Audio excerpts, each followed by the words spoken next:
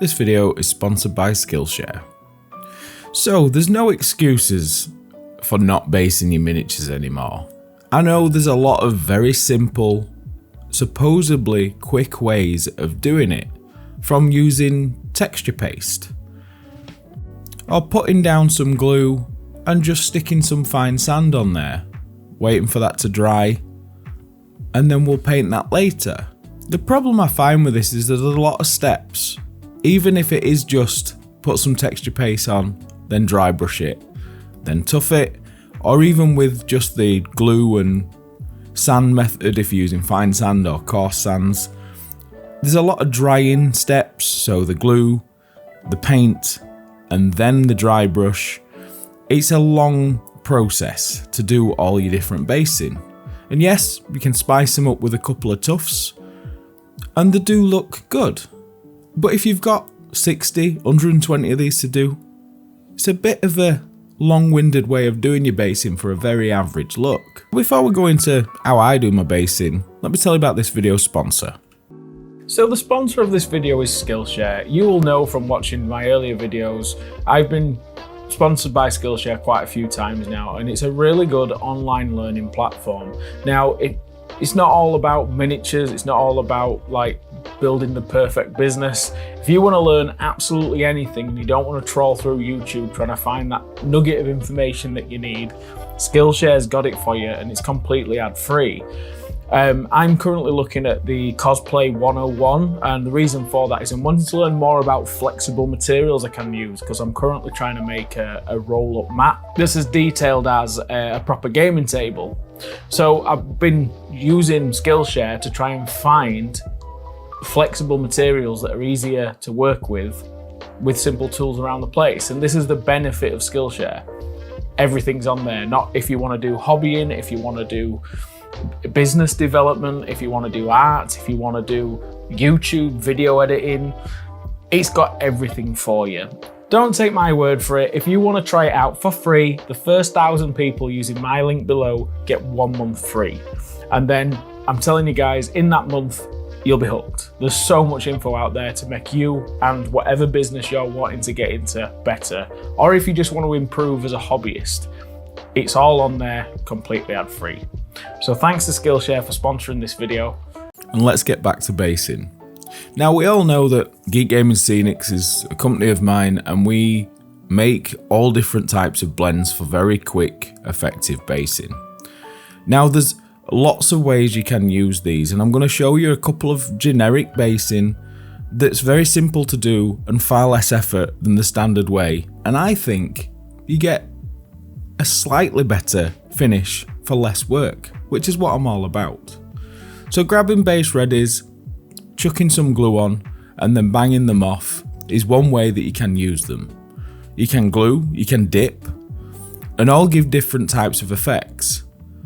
Adding tufts just to give them that final bit of interest, and they're done. You just have to leave them to dry for a few minutes.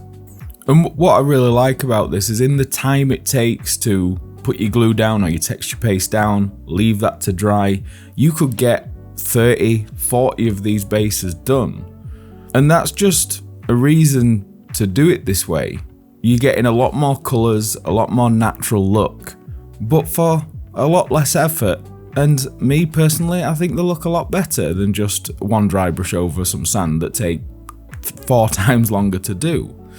Now, the base ready range has a couple of specialist ones like Mars. Now, we decided to make the Mars one look more like a natural proper Mars look. We've changed the blend, so it can be used for multiple things, making it more generic.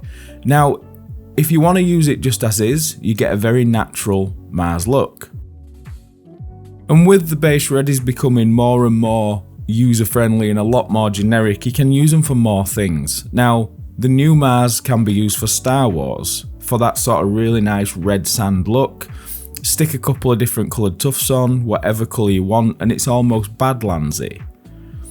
Meaning you can do more with the range and get more styles from sci-fi, fantasy, whatever you're trying to do. And that's the whole point of the base ready range. It's trying to give you as many options as you can for as little work as possible.